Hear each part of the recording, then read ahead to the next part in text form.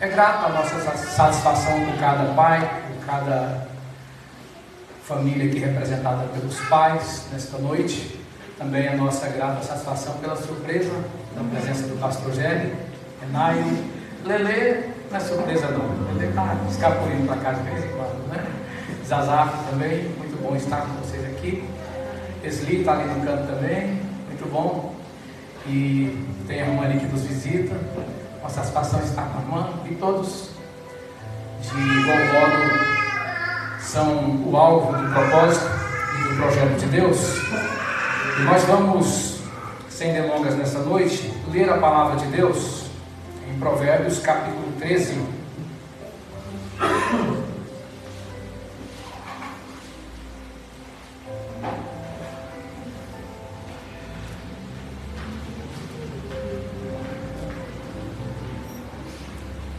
Diz assim a palavra de Deus: o filho sábio atende a instrução do pai, mas o escarnecedor não ouve a repreensão. Do fruto da boca cada um comerá o bem, mas a alma dos prevaricadores comerá a violência. O que guarda a sua boca conserva a sua alma, mas o que abre muito os seus lábios se destrói. A alma do preguiçoso deseja e coisa nenhuma alcança, mas a alma dos diligentes se farta. O justo odeia a palavra da mentira, mas o ímpio faz vergonha e se confunde. A justiça guarda ao que é de caminho certo, mas a impiedade transtornará o pecador. Alguns que se fazem de ricos e não têm coisa alguma, e outros que se fazem de pobres e têm muitas riquezas. O resgate da vida de cada um são suas riquezas, mas o pobre não ouve ameaças. A luz dos justos alegra, mas a candeia dos ímpios se apagará. Da soberba só provém a contenda, mas com os que se aconselham se acha a sabedoria. A riqueza de procedência vã diminuirá, mas quem ajunta com o próprio trabalho aumentará. A esperança adiada desfalece o coração, mas o desejo atendido é a árvore da vida. O que despreza a palavra perecerá, mas o que teme o mandamento será galardoado. A doutrina do sábio é uma fonte de vida para se desviar dos laços da morte. O bom entendimento favorece, mas o caminho dos prevaricadores é áspero. Todo prudente procede com conhecimento, mas o insensato espraia a sua loucura. O que prega a maldade cai no mal, mas o embaixador fiel é saúde. Pobreza e afronta virão ao que rejeita a instrução, mas o que guarda a repreensão será honrado. O desejo que se alcança deleita a alma, mas apartar-se do mal é abominável para os insensatos. O que anda com os sábios ficará sábio, mas o companheiro dos tolos será destruído. O mal perseguirá os pecadores, mas os justos serão galardoados com o bem. O homem de bem deixa uma herança aos filhos de seus filhos, mas a riqueza do pecador é depositada para o justo. O pobre do suco da terra tira mantimento em abundância, mas há os que se consomem por falta de juízo. O que não faz uso da vara odeia seu filho, mas o que o ama desde cedo o castiga. O justo come até ficar satisfeito, mas o ventre dos ímpios passará necessidade. Esses versículos que entremeiam o capítulo 13 do livro de Provérbios, eles são intercalados pela afirmação da importância dos princípios. Os princípios que foram traçados na eternidade. Os princípios que não serão jamais invalidados por Deus. Os princípios que na eternidade, quando o mundo não era mundo, quando ninguém existia, foram traçados, fundados por Deus, para que todos e quaisquer relacionamentos tivessem neles a sua base. Todos e quaisquer relacionamentos, em quaisquer esferas, seja de pais para filhos, relacionamento dos cônjuges, relacionamentos dos parentes, relacionamentos entre irmãos de igreja, relacionamentos na esfera do mercado de trabalho, da vizinhança, das amizades, enfim, todos e quaisquer relacionamentos humanos devem ter nesses princípios o seu fundamento, a sua base. Esses princípios, estando em toda a Bíblia, sendo, portanto, eternos, esses princípios não serão jamais revogados. É entendendo isso que nós vamos compreender também o que Jesus coloca de uma forma muito clara: passarão os céus e a terra, mas esses princípios, essa disciplina, essa doutrina, esses valores nunca serão revisados, nunca serão, como estão dizendo nos nossos dias, atualizados, nunca serão revogados. Passarão os céus e a terra, as pessoas ao longo das gerações, os sábios segundo o mundo, que são ao mesmo tempo os sábios desse mundo, vão conceber outros entendimentos a respeito da cosmovisão, a respeito do que é certo, a respeito do que é errado, a respeito do que é pecado, a respeito do que deixa de ser pecado. Não tem problema não, vocês podem fazer.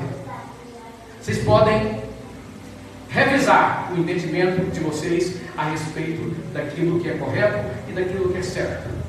Mas vocês não serão julgados um dia. Não é com base naquilo que vocês revisaram, não é com base naquilo que vocês revogaram, não é com base naquilo que vocês entenderam como conveniente, não é a sua visão conveniente de valores e de princípios que será usada um dia para te julgar diante de Deus. Quando Deus chamar as gerações, no apagar das luzes da história da humanidade, quando Deus chamar as gerações para acertarem contas, Deus não vai pegar de forma alguma aquilo que uma Suprema Corte Federal totalmente prostituída concebeu como valores. Deus não vai pegar aquilo que um Congresso totalmente prostituído concebeu como certo e errado. Deus não vai pegar aquilo que a visão midiática concebeu como certo ou errado. Deus não vai pegar as considerações da emissora que o diabo mais usou e usa na história da nossa nação, que é a Rede Globo. Eu peço aos irmãos, em nome de Jesus, desliguem definitivamente esta porcaria, esta agência do inferno. Deus não vai pegar as considerações da Band, que segue a Rede Globo, e da maioria das emissoras que seguem a Rede Globo, na aversão, no levante contra Deus. Eu peço como pastor, eu peço como crente, eu peço como homem de Deus que está comprometido com a verdade: desliguem essas agências de Satanás. Não permitam que o diabo concorra com vocês dentro de casa. Não façam isso. Desliguem definitivamente. Deus não vai pegar as considerações dessas estruturas totalmente comprometidas com o inferno. Deus não vai fazer isso. Quando Deus for chamar as gerações para julgamento, Ele vai pegar a sua palavra. Ele vai pegar esses princípios imutáveis, a respeito dos quais o Senhor Jesus disse: passarão os céus e a terra, mas essas palavras são eternamente validadas. Elas são cláusula pétrea da Constituição eterna. É isso. E por que estamos fazendo esta introdução? O que tem a ver? Nós temos aqui a questão de relacionamentos. E nesse ensejo eu quero parabenizar cada pai que está aqui, os que não estão aqui, pelo seu papel egrégio, honroso, nobre, de valor singular, de valor ímpar, de valor inquestionável, por demais glorioso. Eu quero parabenizar cada pai por estar revestido desse papel, que para a Bíblia é um papel institucional. O conceito bíblico, ele é institucional, ele é eternamente institucional. É um papel de uma institucionalidade eterna. é o papel. E nós vamos, segundo a graça de Deus que nos foi conferida, compreender isso um pouco. O filho sábio atende à instrução do pai, mas o escarnecedor não ouve a repreensão. Estamos falando, a Bíblia está tratando mais do que de alguém que gerou um filho e constituiu uma família com 2, 3, 4, 5 ou mais filhos. A Bíblia está falando disso que eu me reportei aos irmãos, de um papel que tem uma institucionalidade eterna. No Antigo Testamento, várias vezes, Deus aparece como pai do seu povo. Ele os acolhe como pai. Ele os assume. Ele chega para Faraó, o ditador sem escrúpulos, e diz: Israel é o meu filho. Liberta o meu filho. Você vai observar em toda a história do povo de Deus, esse vínculo que Deus, por graça, por misericórdia, por amor, estabelece entre Ele e o seu povo. Nós vamos chegar ao Novo Testamento também com esta compreensão. Mas antes, eu queria que os irmãos compreendessem que a rejeição dos valores da palavra de Deus por uma sociedade cada vez mais rebelada contra Deus, esta rejeição é uma rejeição sobretudo a Deus, é uma rejeição sobretudo ao Pai. É nos moldes lá do Salmo 53, Salmos 14, Salmos 2. Os povos se mancomunaram, se assembleiaram, se uniram, se ajuntaram contra o Pai e o seu Filho, contra Deus e o seu Filho. Hoje é o dia dos pais. A rebelião contra o Pai e o seu Filho. E o que é que nós temos aqui como verdades aplicáveis para o nosso dia a dia? Só podemos pegar como verdades aplicáveis para o nosso dia a dia aquilo que descende de quem fundou a instituição família, tão atacada hoje, mais atacada hoje do que em toda a história da humanidade. Então, temos que pegar nele, que é o mentor, o fundador da instituição família, aonde entra o papel insigne do pai. Interessante a colocação de Martinho Lutero, quando ele diz que Cristo, o Filho do Pai, é, por natureza, Deus.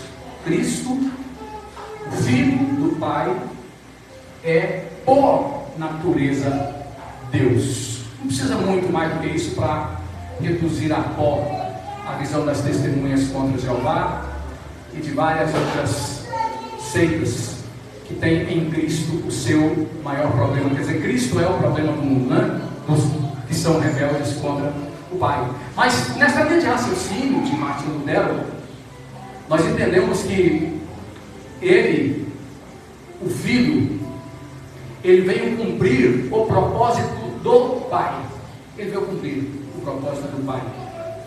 Ele não existiu para fazer a sua vontade. Ele, como filho, viu, filhos? Entendam. Ele não existiu para rever os princípios eternos que o Pai fixara. E como tal, ele não poderia viver para as nossas ambições. Ele não poderia viver para os nossos mimos. Ele não poderia viver para os nossos caprichos. Na conversa com a mulher samaritana, no capítulo 4 de João, ele diz: o que me alimenta é fazer a vontade do Pai. O que me sustenta, o que me motiva é a vontade do Pai. Então ele reporta-se a algo que o homem natural não pode compreender, porque descende da eternidade. É eternidade, por ser eternidade, é incompreensível aos olhos daqueles que estão focados, atrelados e levados à mediocridade por causa da sua visão temporal. Não é para eles. Infelizmente, não é para eles, eles não querem. Mas ele coloca: eu estou comprometido com a eternidade, com aquilo que desde a eternidade, vindo do Pai, está posto para mim. Então, ele não poderia viver para os nossos mimos, para as nossas fantasias. Ele veio, registrei isso, não vim para eu ser servido, mas para servir e dar a vida em resgate com isso. Ou seja, no direcionamento que o Pai me deu, eu não vim para fazer a minha vontade, não vim para atender os mimos das pessoas, mas eu vim para atender a real necessidade de salvação das pessoas. Eu glorifico a Deus por cada pai que, na esteira desta compreensão bíblica, desta cosmovisão bíblica que é sem concorrentes, é invulgar, esses pais continuamente estão se postando diante dos seus filhos com esta compreensão. Exatamente por te amar, meu filho, que eu não posso fazer o que você quer. Eu te amo tanto, e a prova disso é que eu não posso fazer o que você quer. Eu estou comprometido com aquilo que efetivamente contribui com a sua salvação. Porque contribuindo com a salvação eterna, fatalmente, infalivelmente, vai trazer a sua repercussão para as necessidades passageiras. Afinal de contas, como cristãos, nós somos pacificados nisso, né? Busca em primeiro lugar salvação, reino dos céus, e as outras coisas que acontecem com elas são acrescentadas. Então, eu amo tanto o meu filho que eu não faço o que ele quer, eu não faço o que ele pede. Eu louvo a cada pai, eu louvo a Deus por cada pai, eu louvo a Deus por cada mãe, porque aqui a família está implicada. Para além da figura do pai, importante que é, inquestionável que é a sua importância, aqui está implicada a família no seu conjunto. Então eu louvo a Deus por cada pai que vive essa perspectiva eterna do que é ser pai, que entendeu ser pai desde a eternidade e traz isso para o seu convívio com o seu filho. Mas eu louvo a Deus também por cada marido que, entendendo a importância desses princípios para todas e quaisquer esferas da vida, trazem a repercussão desses princípios para o seu casamento. Eu louvo a Deus por cada marido que sabe dizer para a esposa: eu te amo tanto que eu não posso fazer o que você quer, eu faço aquilo que contribui com a sua salvação. Louvo a Deus por cada marido que não permite que as suas emoções atropelem a eternidade em seus princípios imutáveis. Louvo a Deus por cada esposa que também sabe dizer para o seu marido: eu te amo tanto que eu não posso fazer o que você quer, se o que você quer não estiver totalmente relacionado, condicionado à vontade do Pai eterno. Não há maneira maior de provar esse amor do que quando você, entendendo que salvação eterna é o mais importante, que você não pode nesta vida de relacionamentos fazer nada que traga prejuízo para os princípios da eternidade. Achei interessante um filme que eu assisti mais minha esposa, certa feita, muito carregado de princípios cristãos, e nesse filme havia um fazendeiro muito rico, e a filha dele tinha saído para se formar, estudar, demorou vários anos. Quando voltou para casa, ela muito jovem, muito bonita, e o pai dela disse para ela o seguinte: olha, minha filha, você voltou para casa, e muitas pessoas, muitos rapazes vão querer se casar com você por 2 motivos. Primeiro motivo, você é muito bonita. Segundo motivo, eles sabem que eu sou muito rico. Mas eu vou dizer uma coisa: de toda a fortuna que eu tenho, eu vou te dar aí algumas dezenas de gado, bem pouquinho mesmo. Eu vou te dar um terreno bem mínimo, bem ínfimo mesmo, o mínimo do mínimo, para você começar a desenvolver valores na sua vida. E ela está calada diante daquelas palavras, porque ela não esperava aquilo. O pai dela continua e diz para ela o seguinte: você sabe por quê?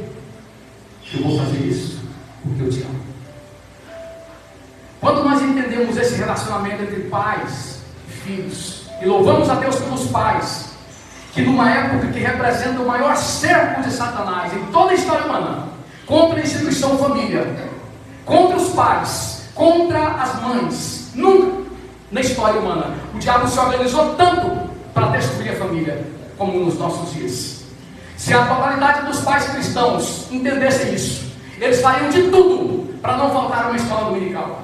Eles fariam de tudo para não faltar um culto de domingo à noite. Eles fariam de tudo para não faltar os cultos de semana, para que os filhos, a família, estivesse debaixo da máxima exposição possível dos princípios bíblicos, para que ela tivesse chance de sobreviver aos ataques sem precedentes que estão sendo desferidos contra a família. Infelizmente, um número talvez majoritário das famílias cristãs não estão nem aí para isso, e o diabo está tendo vitória em muitos casos, lamentavelmente. Mas o que nós entendemos, ainda com base nesta palavra, quando enxergamos a questão dos valores, né? Porque ele começa dizendo que o filho, que ele é sábio, ele atende à instrução do pai, mas o escarnecedor não ouve a repreensão.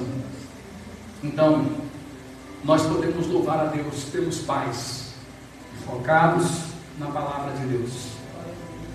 Eles sabem analisar o comportamento dos filhos. Eles sabem enxergar os sintomas que lhes mostram se aquela concessão que está sendo feita para o filho está somando para a evolução de princípios, de caráter cristão. Eles sabem também enxergar se aquela concessão está deixando ele mais avarento, é mais caprichoso, é mais intransigente. Eu louvo a Deus por aqueles que, investidos da função de pai, de mãe, aqueles que, defendendo a família, sabem, à luz dessa perspectiva bíblica de princípios, de valores, analisar se o seu relacionamento com o cônjuge, com os filhos, está contribuindo para um crescimento espiritual cada vez maior, ou está contribuindo para que a pessoa se degrade espiritualmente. Louva a Deus por cada pai que está vivendo essa visão, por cada mãe que está vivendo essa visão, por cada irmão que em qualquer esfera do seu relacionamento está vivendo esta visão. Louva a Deus por cada irmão, por cada irmã que está compreendendo que não poucas vezes, na maioria das vezes, no relacionamento verdadeiramente comprometido com a edificação, existe mais não no sentido de desagradar as pessoas do que sim. Não vamos longe não. Quando Jesus conversa com seus discípulos, discipula, ele coloca o quê? Mateus 16. Quer vir após mim? Quer levar adiante um relacionamento comigo? Quer conviver comigo? É verdade que você quer levar a sério um convívio comigo? Um relacionamento comigo? Isso é verdade? Então, se isso é verdade, vem um não. Se isso é verdade, nesta caminhada tem mais não do que sim. Negue-se o homem a si mesmo e tome a cada dia a sua cruz e siga-me. Me digam se isso está nos ensinando ou não que o relacionamento cristão genuíno ele tem mais não do que sim. Me digam se podemos afirmar isso ou não podemos afirmar isso. É claro que podemos afirmar isso. O relacionamento cristão verdadeiramente comprometido com os valores eternos, ele tem muito mais não no sentido de desagradar ambas as partes do que sim. Porque, irmãos, não é difícil de compreender. Nós temos dentro de nós uma natureza que ela é inimiga de Deus. A carne conspira contra o espírito, de dia ou de noite ou não. Ela é inimiga, ela faz oposição contra o espírito de Deus, é sim ou não? Então, a vida cristã relacional, ela é mais não do que isso. As nossas demandas, ou melhor dizendo, as demandas da velha natureza, elas são contra Deus em todo o tempo. E essa velha natureza está aqui dentro do pastor Josias. que ao abrir os olhos há 56 anos atrás, já estava na igreja, mas ela não saiu, ela está aqui. Eu tenho que dizer não o tempo inteiro. Só vai terminar quando formos revestidos de incorruptibilidade. Está aqui dentro, ela está aí. Dentro do crente mais antigo, mais piedoso, mais zeloso, ela está aí. A vida cristã é mais não do que sim. Pobre miserável, daquele pobre irmão, daquela pobre irmã aqui, ele procura costurar a teologia de todas as maneiras para ficar bom para essa velha natureza. Vai morrer, vai entrar na eternidade sem vida, se não se converter. Então, filho sábio atende a instrução do pai, mas escarnecedor não ouve a repreensão. Considerando que do versículo 1 até o final nós temos a questão dos princípios, né, que definem o relacionamento das pessoas como sucesso ou fracasso. Nós podemos saltar aqui para o versículo, já para o final, quando ele diz o seguinte, versículo 22: o homem de bem deixa uma herança aos filhos de seus filhos, mas a riqueza do pecador é depositada para os justos. Naturalmente que aqueles que têm uma visão o tempo inteiro comercial da Bíblia, eles vão entender isso do ponto de vista literal. O homem de bem, ele deixa uma herança para os filhos dos seus filhos. Tem um ditado que diz assim: quer conhecer a família? Aguarde o testamento. Precisa ser uma fortuna não. Pode sobrar ali para cada titular ali R$500, R$100. É o suficiente para a família ser inimiga. Aliás, não é nem ser inimiga, é se descobrir inimiga, porque já era, né? Se aquilo ali trouxe à tona isso aí, já estava ali. Não quer conhecer a família, aguarde o testamento. Que herança, né? Que os pais deixaram, né? Deixou a contenda, deixou o ódio, deixou o litígio. Eu me lembro de uma pessoa que eu conheci, um homem de posses, de família bem aquinhoada, e nós transportávamos esse homem. Meus irmãos conheceram muito por questão de ética, não vou citar o nome aqui, mas esse homem trafegava durante o ano inteiro, durante muito tempo, para os fóruns, em litígio contra uma grande inimiga dele, sua mãe. Esse homem morreu praticamente dentro do meu carro, tentando socorrer, dando entrada no Plano Norte. A esposa quase fica louca, e eu tentando acalmar, fiquei a manhã toda com ela, porque a família não tinha chegado.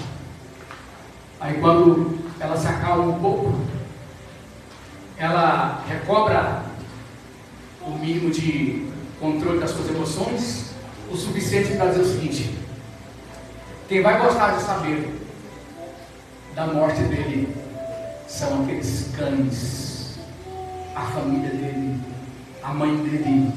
Eu vou enterrá-lo sem nem avisá-los. Que herança foi deixada? Que herança que é deixada com Deus? Coloque de lado os princípios da palavra de Deus no seu relacionamento com os seus filhos e faça-lhes concessões. Faça o que eles querem em prejuízo do que eles precisam, e essa vai ser a herança. Você vai deixar os seus filhos amantes de si mesmos, amantes dos seus bens. Faça concessões para você ter alguns momentos de bons almoços, de boas refeições, de bom lazer com a sua esposa, com o seu cônjuge. Desenvolva suas amizades com base nesta prática, na qual você pega princípios eternos e joga no vaso, para que você viva momentos medíocres, de alegrias também medíocres. E esse vai ser o legado daqueles que estão com você, e o seu também. Ao fim de tudo, esse será o legado. Mas quando a gente olha para a Bíblia, para a palavra de Deus, nós entendemos que a herança real que um pai cristão, que uma mãe cristã deixa para os filhos não são os bens materiais, mas não são mesmo, de modo algum. Não é que os pais não devam deixar, se tiverem bens, Não é que sejamos contra, não é que isso seja errado, mas essa longe está de ser a prioridade dos pais quando se pensa na herança a ser deixada pelos filhos, para os filhos. Olhe para essa geração. Os filhos tramando a morte dos pais para ficar com os filhos, com os bens. Esta é a herança que por colocar de lado os valores da palavra de Deus tem que ser deixado. Olhe para essa geração, a esposa tramando a morte do marido por causa de um benefício que ele tinha para receber, por causa de dinheiro. O marido tramando a morte da esposa. Olhe para essa geração, colocando de lado os princípios eternos para valorizar o ter em prejuízo do ser. Olha para essa geração na qual as pessoas matam sem pensar duas vezes, porque o ser não vale mais nada. É tudo pelo ter e o ser que se exploda. Olha para essa geração. Isso é para você? A cosmovisão dessa geração sem Deus, aonde a grife, a marca de carro, as aquisições, poucas ou muitas, mudam o humor das pessoas porque passaram a ter. E se perdeu também muda para pior, porque deixaram de ter. Essa geração na qual o marido pode dar o que for para a esposa, a vareta que é, nunca alcança o caráter dela para mudar. Serve para você isso? Essa geração que a esposa pode fazer o que for pelo marido, também birrento, mimizento. Olha para essa geração, onde os pais podem fazer tudo para os filhos e nada muda o caráter dele, porque os bens não mudam o caráter das pessoas. Os bens têm que ser bastante administrados na perspectiva bíblica, porque senão vai surtir efeito contrário. As Susanes Richthofen estão por aí, né? Qual o prêmio de bens que você está fazendo com que as pessoas amem o que você dá para elas, e na contrapartida elas nutrem nutrem aversão pelo doador. Olha só, olha o quão satânico isso. Sem os princípios da palavra de Deus, o relacionamento que se fundamenta na concessão de bens faz com que as pessoas amem a doação e cresçam em aversão ao doador. Quer isso para você, mãe? Quer isso para você, pai? Mães, pais que se matam para dar o melhor para os filhos. Aí esses pais e mães aí não podem pegar a doença mais ou menos, que os filhos já querem jogar eles no local para eles apodrecerem. Muitas vezes foram ensinados a amar o que recebem, e porque os princípios da palavra de Deus foram postos de lado, não foram ensinados a amar a Deus sobre todas as coisas e ao próximo como a ti mesmo. Não tem como ter outro resultado. Mas eu queria colocar para os irmãos mais uma vez: o homem de bem. O que é o homem de bem na perspectiva bíblica? Já que todos pecaram desse que estão na glória de Deus, quem é bom na perspectiva bíblica? Só existe a bondade na perspectiva bíblica do ponto de vista da graça. Ah, mas está falando do Velho Testamento, do Antigo Testamento. Mas nunca teve salvação sem a graça, não. Salvação só foi pela graça. Se existe alguém bom na perspectiva do Antigo Testamento, está falando aqui dessa bondade que é inoculada. Ela é introjetada, ela é imputada, ela não é inerente, ela é concessão, ela é graça. Então todo homem de Deus verdadeiro, vamos aqui traduzir, todo homem de Deus verdadeiro, todo pai verdadeiro, toda mãe verdadeira, na visão bíblica, está comprometido em deixar os princípios bíblicos como a real herança para os seus filhos. Temos que levantar cedo. A segunda-feira amanhã nos espera inclemente, sem piedade, não tem conversa, não pode brincar com isso. E é bíblico que você corra atrás de investir da melhor maneira possível seus filhos, de dar qualidade de vida. A Bíblia não é contra a qualidade de vida, mas entenda uma coisa: essas coisas não podem ser nunca prioridade. A verdadeira herança é isso, são os princípios, são os valores eternos. As pessoas, os cristãos, os servos de Deus, mais do que nunca, eles têm que levantar essa bandeira, porque estão querendo destruir os princípios da palavra de Deus de qualquer maneira, e fazer com que esta geração Esqueça quem é Deus. E estão trabalhando para mais do que isso. Estão trabalhando para que as próximas gerações nunca o conheçam. Naqueles moldes lá de Juízes capítulo 2. Levantou-se uma geração que não conheceu ao Senhor. É o que eles querem. Lamentavelmente. É o que a praça dos três poderes querem. É o que essa mídia satânica quer. Infelizmente. É que um número muito grande de mestres, de professores, de filósofos, a maioria querem fazer com que essa geração se esqueça quem é Deus. E fazer com que as próximas gerações jamais o conheçam. E é nessa hora que os pais valorosos têm que se levantar. Seu filho nasceu nessa geração. Seus netos estão nessa geração.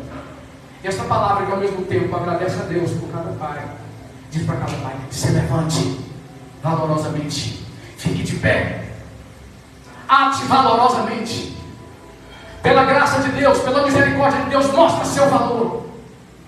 Se levante, reveja seus princípios, reveja crenças que você colocou no lugar dos princípios eternos, porque você vai responder pelos seus filhos diante de Deus, você vai responder pelos seus netos. Se por causa de seus caprichos você deixar de legar a eles os princípios da palavra de Deus, você vai pagar por isso. Você vai prestar contas a Deus. Portanto, a nossa responsabilidade como pais não tem como ser resumida, não tem como ser simplificada, não tem como ser traduzida na íntegra de tão grande que ela é, de tão pesada que ela é. Pois nós estamos aqui comprometidos em deixar para os nossos filhos e para os filhos dos nossos filhos, para todas as gerações que vierem de nós, a herança verdadeira, que são os valores da palavra de Deus.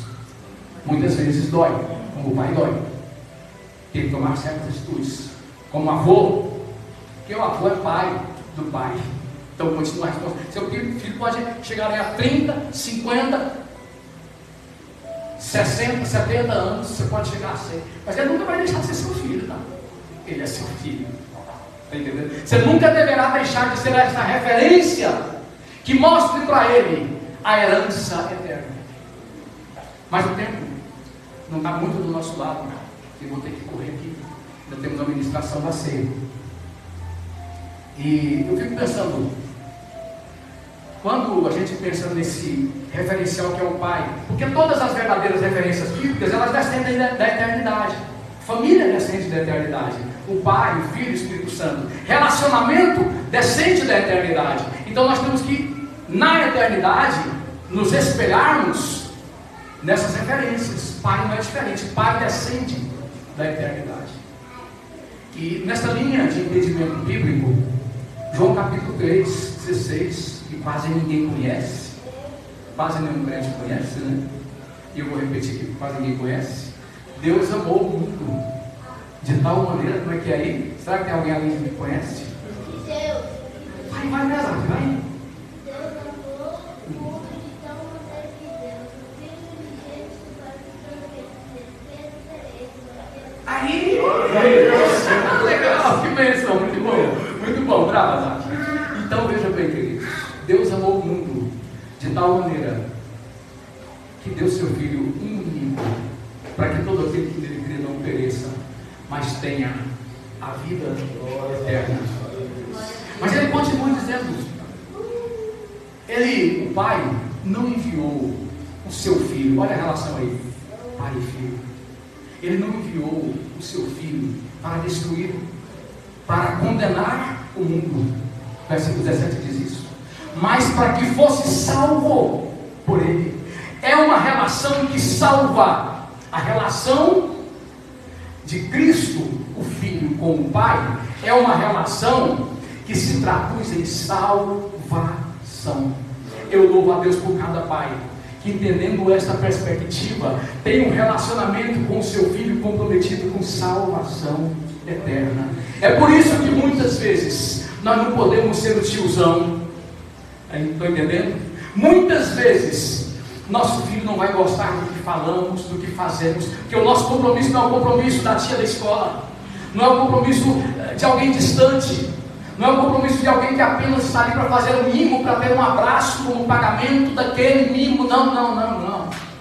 O nosso compromisso como pais cristãos é um compromisso incomparavelmente maior. O nosso compromisso, ele nos leva a entender que o resultado do nosso relacionamento com os nossos filhos precisa se traduzir na oferta genuína de salvação.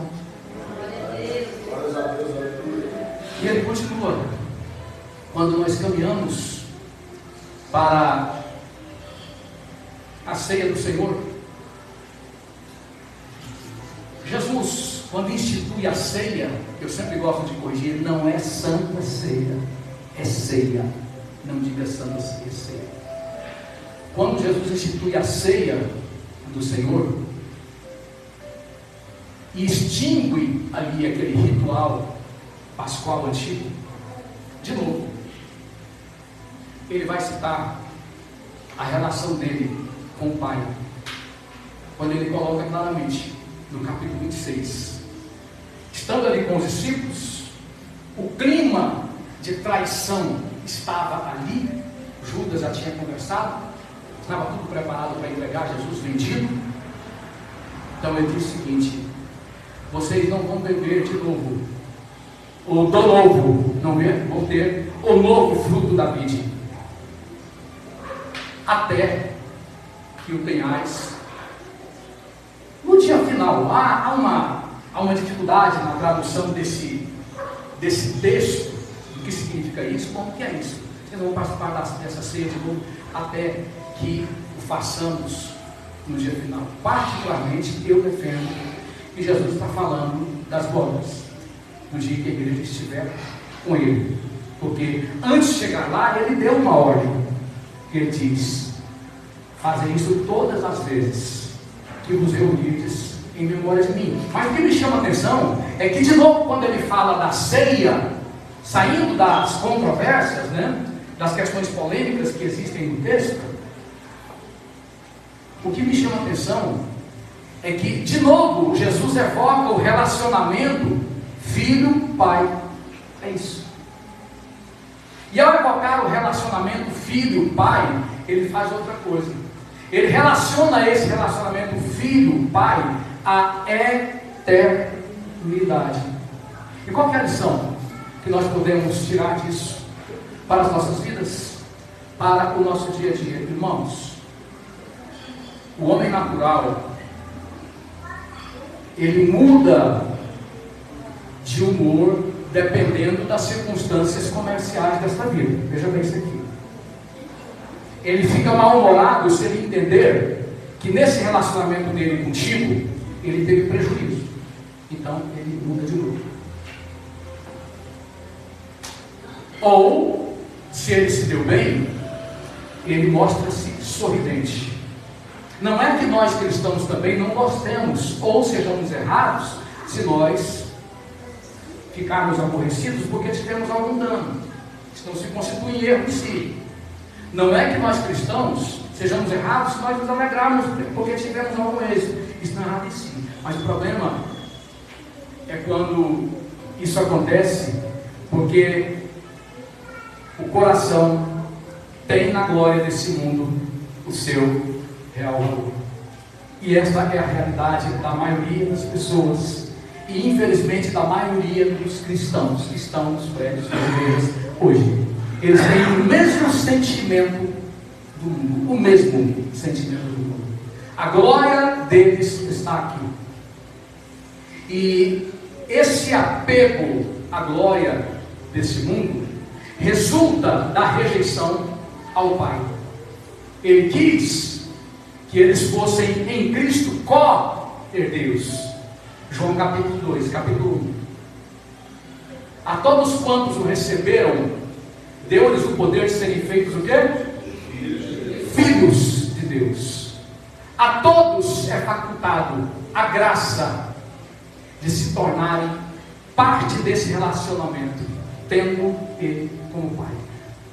Mas eles não querem, porque a glória deles está nesse mundo. E quando Jesus de novo relaciona o ministério dele com o Pai, ele mostra a eternidade nisso. Ele fala que haverá um dia em que estaremos de novo participando das bodas, ou participando do novo, não é de novo, é do novo, o novo fruto nas bodas do Cordeiro. Isso nos ensina, e aqui eu vou terminar antes de oficiarmos a ceia.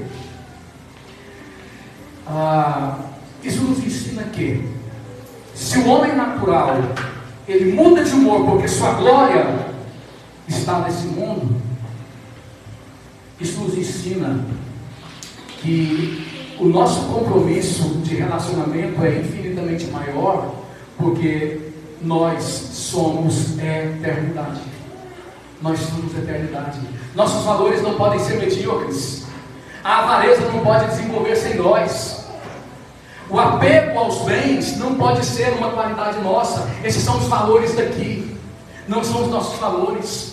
Nós não podemos tomar qualquer atitude como eles podem tomar qualquer atitude, porque enquanto o compromisso deles é com a vida passageira, o nosso compromisso é incomparavelmente maior, pais e mães, porque o nosso compromisso é a eternidade. Nossa visão é a eternidade, então o nosso compromisso é incomparavelmente maior. Nós não podemos fazer qualquer concessão que traga prejuízo para o nosso relacionamento com Deus, porque a nossa perspectiva não é vida passageira, é vida eterna. Não encontraremos palavras para detalhar numa ministração tão breve o que é que significa isso na vida de um pai que realmente se abriu para a graça de Deus, que está comprometido com os princípios eternos, repercutindo isso no relacionamento de seus filhos. Não encontraremos palavras para traduzir como é que isso se faz importante no relacionamento cristão, que entende que relacionamentos cristãos destilam eternidade e não vida temporal, não vida passageira. Eu gostaria que você fechasse os seus olhos, curvasse a sua cabeça nesse momento, e você orasse ao Senhor para que a sua visão de vida, de mundo, ela seja a mesma visão dos santos profetas, dos santos apóstolos, para que a maneira como você se relaciona com o seu cônjuge, com os seus filhos, Pai, com os irmãos, com os vizinhos, com o trabalho, com o emprego, com as pessoas em geral, essa visão de vida destile aquilo que vem do Pai das luzes, no qual não há sombra nem variação. Gostaria que você orasse nesse momento, enquanto eu peço para que o pastor Levi, pastor Joel,